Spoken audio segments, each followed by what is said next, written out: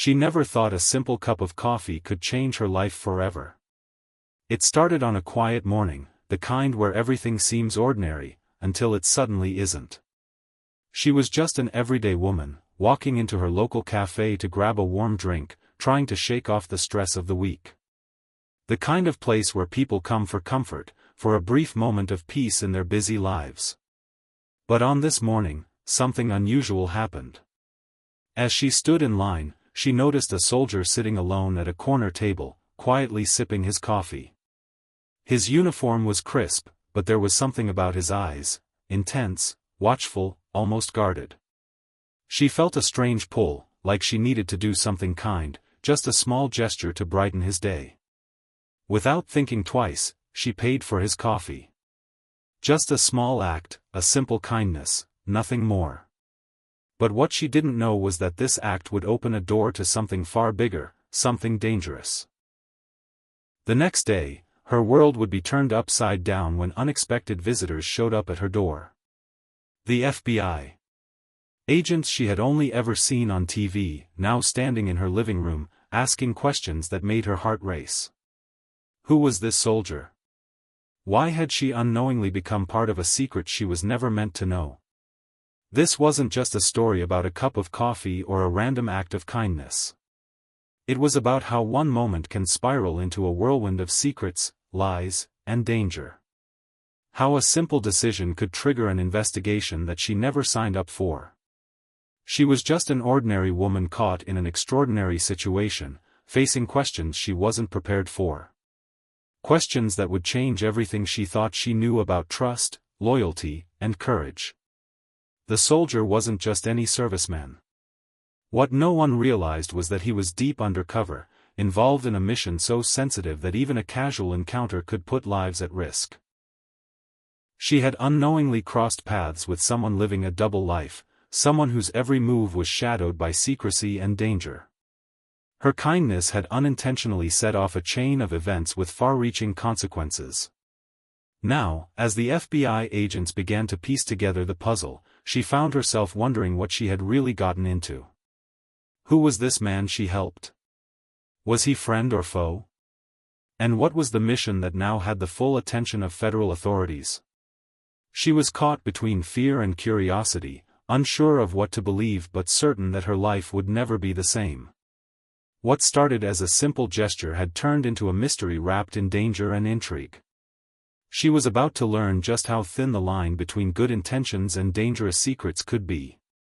And as the story unfolds, she would have to decide whether to stay silent or step into a world she never imagined existed. The question wasn't just about the soldier anymore.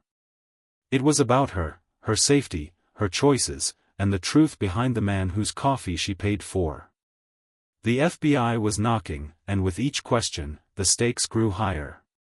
Would she be a pawn in a dangerous game, or could she find the courage to face whatever was coming? Stay tuned to find out what happens next, because this is only the beginning of a story that proves sometimes the smallest kindness can lead to the biggest mysteries. She sat at her kitchen table, staring at the plain white envelope the FBI had left behind after their first visit. No note, no explanation, just a subtle warning that her life was about to change in ways she couldn't imagine. The coffee shop, once a safe little corner of her daily routine, now felt like a crossroads between the ordinary and the dangerous. How could a moment so small, paying for a stranger's coffee, lead to something so serious? In the days before the agents showed up, she hadn't given the soldier much thought beyond wondering about the weight behind his eyes. He had sat alone, quiet, but there was something different about him. Not just a regular serviceman coming in for a break, no, there was a certain tension in his posture, the way he scanned the room, like he wasn't really allowed to relax. Something told her there was more to his story. She tried to piece together everything she had noticed that morning. The way his uniform looked flawless, almost too perfect, as if he had just stepped off a set. His hands barely trembling, but his eyes sharp as a hawk's. And the way he clutched his coffee cup like it was the only thing keeping him grounded. There was a story beneath that calm exterior, a hidden battle no one could see. Her mind drifted back to the brief conversation they shared. He had thanked her quietly, his voice low, almost secretive. "Thank you," he had said, with a look that felt like more than just gratitude. Like a warning. She'd smiled and told him it was no problem, that everyone deserves a little kindness now and then. Little did she know that simple exchange would pull her into a world far beyond her understanding. She wasn't a spy or someone used to danger. She was just a regular person, working a job that paid the bills, taking care of family, trying to live a peaceful life. Yet, somehow, she was now tangled in something bigger than she could have imagined. The FBI's sudden appearance had shaken her sense of safety. Questions swirled in her mind. Why her? Why had they come looking for her? What exactly had she stumbled into? Late at night, her thoughts wandered to the soldier's face, etched with fatigue and something deeper, almost haunted. What kind of mission was he on?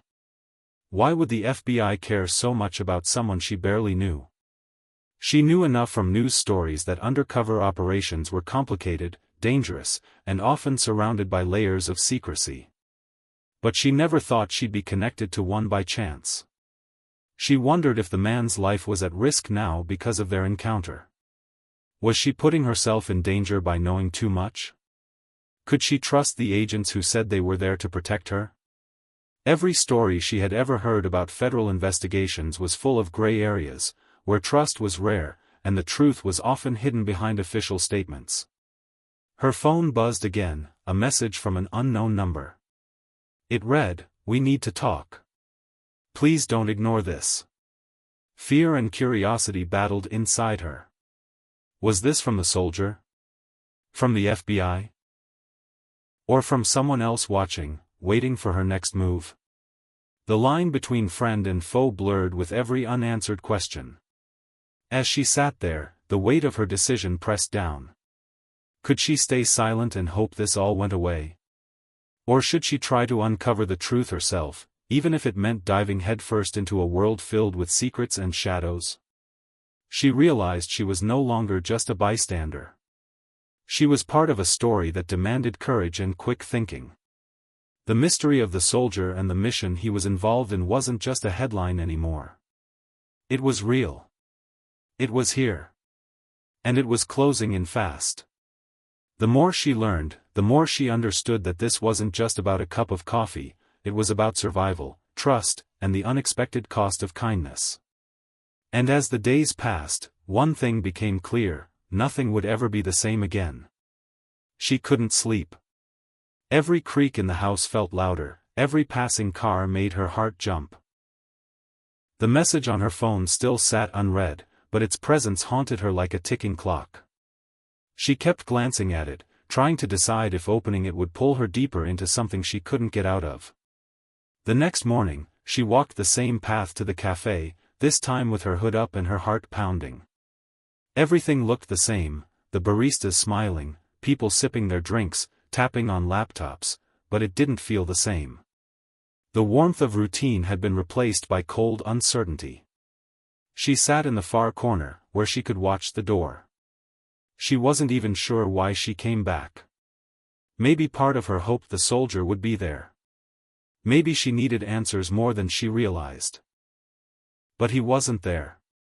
Instead, a man in a plain gray suit walked in and ordered a coffee, never looking her way. Still, something about him felt off. The way he stood, too straight, too still. He glanced once in her direction, then quickly looked away. Her instincts whispered, "He's watching you." She didn't stay long after that. Back at home, she finally opened the message. It wasn't long. Just a name, a time, and a place: Harper. 5:30 p.m. bus stop. Corner of Maple and 3rd, don't bring anyone. Harper. She didn't know if it was his first or last name, or if it was even real. But something about it felt familiar. She Googled it along with military and undercover, but nothing helpful came up. Still, she couldn't ignore the meeting. If it was the soldier, maybe he'd explain. Maybe she could get out of this mess. But someone else was already watching her. From across the street, inside a nondescript black car, a pair of eyes behind tinted windows tracked her every move. She didn't know it yet, but her name had been flagged in a classified system the moment she paid for that coffee. What was meant to be a quiet undercover operation had been compromised, and now the agency was scrambling to contain it. Meanwhile, inside the FBI office, Agent Ramirez argued with her supervisor. She doesn't know anything. We can't just keep showing up at her door. If we scare her off, we lose the one connection we have to Harper. Her supervisor didn't agree. She's in too deep already. If she talks to the wrong person, it could blow the entire mission. We either pull her in, or shut it down. Back in her apartment, she packed a small bag, just in case. Some cash, a hoodie, and a disposable phone she'd bought months ago and never used. Her instincts told her she couldn't trust anyone, not even the agents who claimed they were there to help. There was something no one was telling her, and until she found out what that was, she had to be careful. What she didn't know was that Harper wasn't just undercover. He was a ghost, erased from records, operating off-grid for a reason. And someone had been looking for him for a long time. Someone who wouldn't care who got hurt in the process. She stepped out of her apartment at 5:12 p.m., not knowing that every step she took was being watched. Across town, the man in the gray suit hung up a burner phone and started walking. At the same time, Agent Ramirez raced toward the bus stop, trying to get there first. 3 different people. 3 separate agendas. And only one woman at the center of it all, caught between a man running from something, an agency trying to clean up a mess, and a threat that had yet to reveal itself. The question wasn't just who Harper was anymore. It was why so many people were willing to risk everything to find him, and what he might be carrying that was worth so much danger. The sun dipped low as she approached the bus stop, unaware that her life was about to cross yet another line she could never uncross. The wind had picked up by the time she reached the corner of Maple and 3rd. The bus stop bench was empty, the street unusually quiet for the time of day. She checked the time on her phone, 5:29.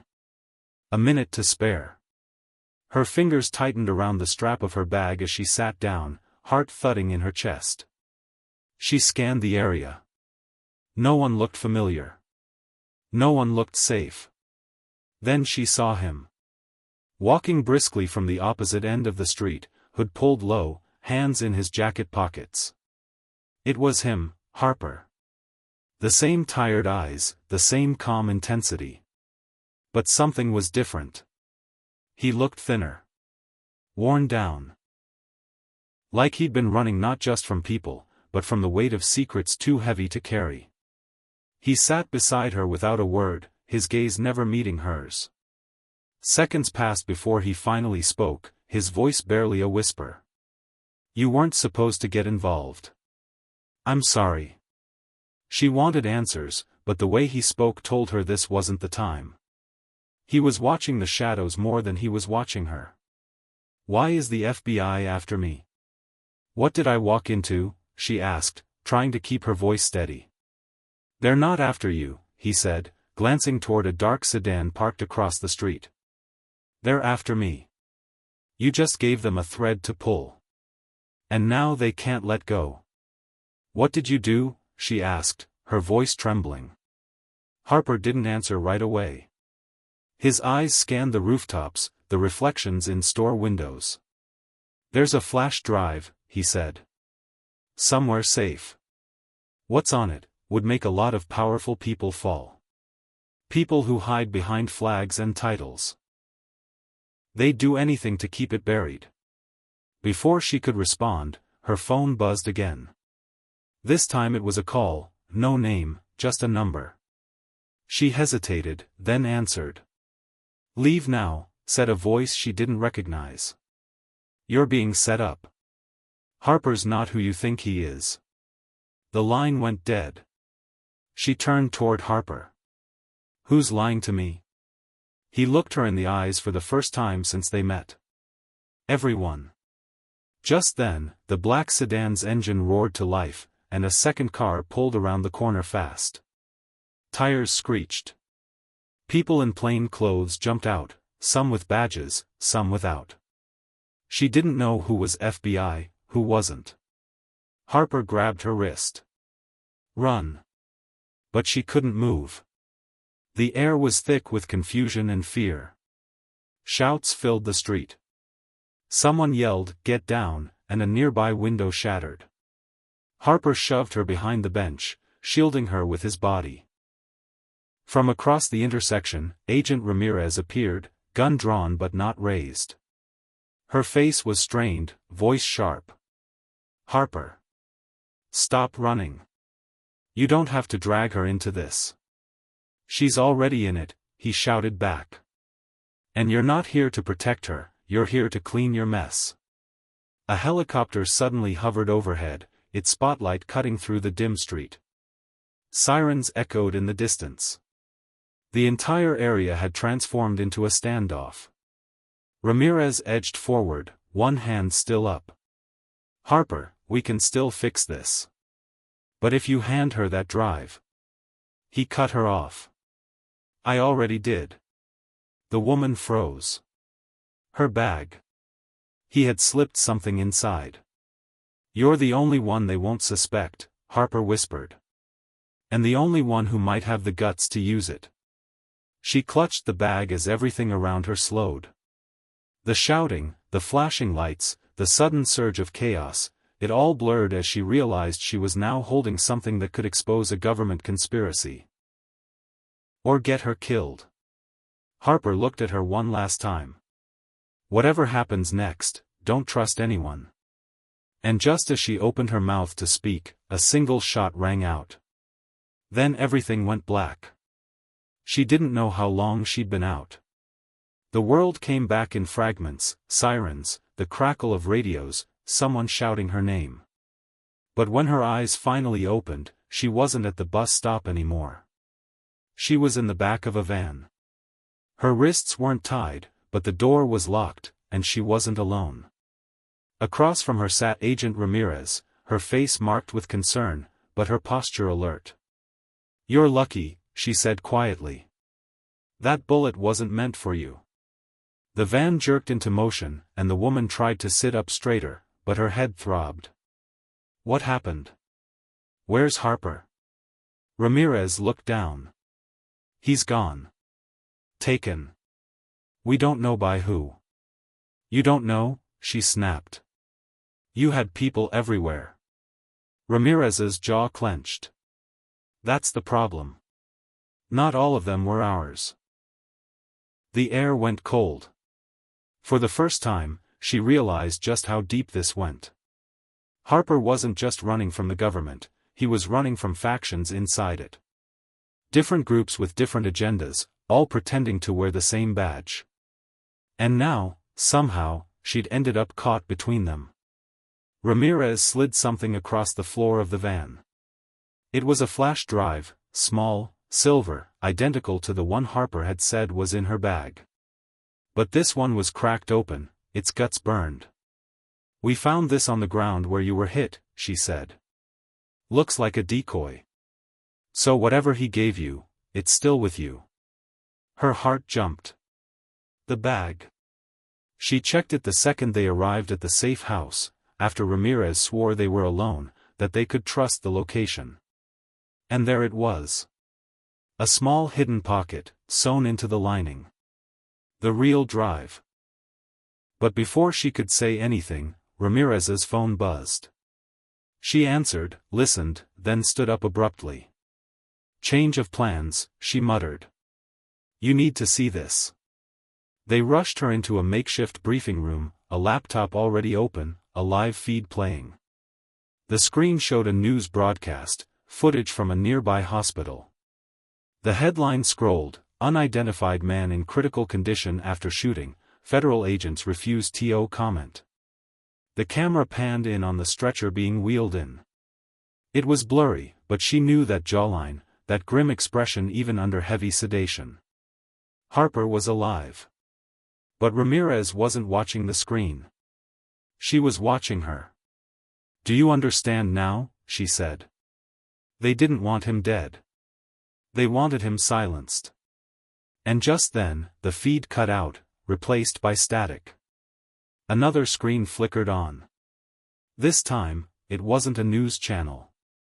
It was a private message. A face appeared, someone she didn't recognize. Mid-40s, clean-cut, wearing a suit. His voice was calm, but the tone chilled her to the bone. You've been carrying something that doesn't belong to you.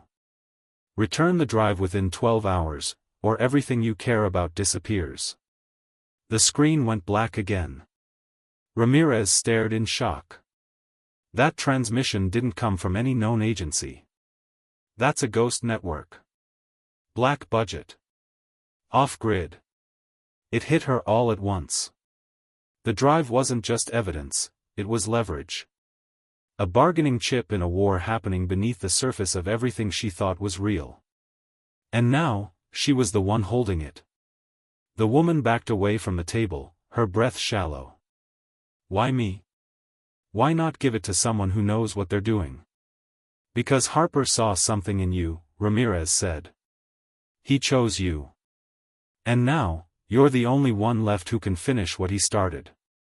But outside the window, 2 black SUVs had just pulled up. Unmarked.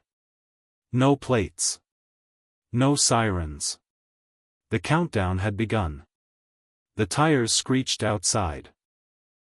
Ramirez moved fast, grabbing the woman's arm and yanking her away from the window just as the glass exploded inward. Masked figures spilled through the smoke, silent, efficient, not law enforcement. The room filled with chaos. Gunfire cracked.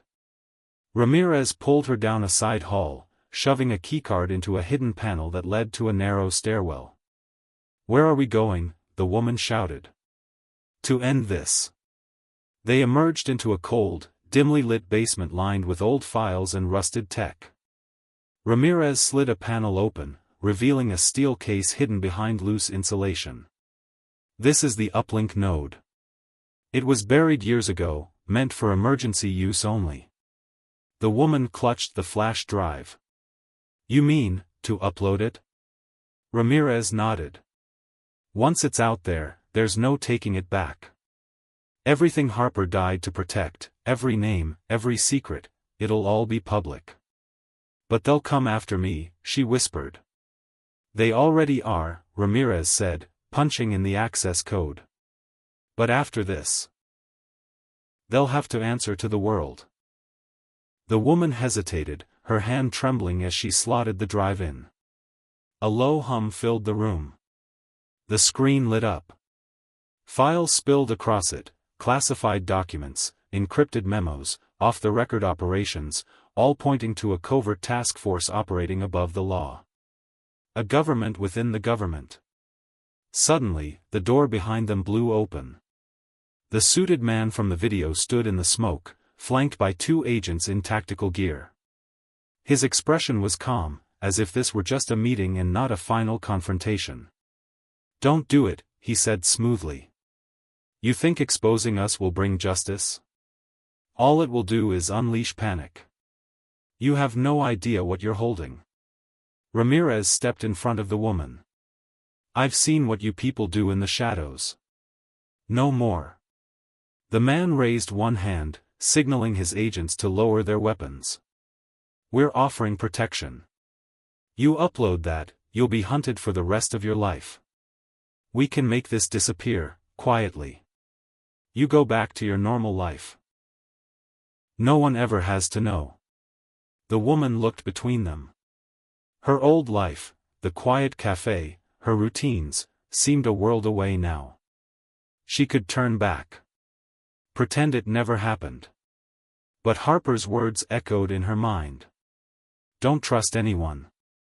She pressed the final button. The screen blinked. Uploading. 3%.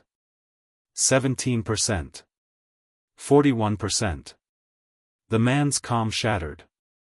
He lunged forward, but Ramirez was faster. She fired once, non-lethal. He dropped. The upload completed. The files scattered across secured journalist networks, whistleblower platforms, and encrypted archives. It was done. But just as the woman thought it was over, an alert popped up on the screen. One file failed to send. A single corrupted folder. She clicked it. Inside, a name she hadn't expected. Ramirez. She turned slowly. What is this? Ramirez's face paled. That's not what you think. The woman stepped back. You're in the files. I was part of the unit, years ago. But I left. I tried to stop it. Then why hide it? She asked, her voice sharp. Before Ramirez could answer, the suited man groaned from the floor. She's not who you think she is. The woman looked down at him. Then back at Ramirez. And for the first time, she realized, the danger wasn't just out there. It had been beside her the whole time. Silence hung in the air, heavy and tense. The woman didn't move, her eyes locked on Ramirez. Somewhere upstairs, sirens grew louder, closer, too late to stop what had already been set in motion. The suited man was still on the ground, clutching his shoulder, smirking faintly despite the pain. Now you see how deep it goes, he said, his voice ragged. There's no clean side in this. Ramirez didn't deny it. She stepped back from the console, hands raised, not out of fear, but something else. Regret. I was part of it, yes, she said quietly.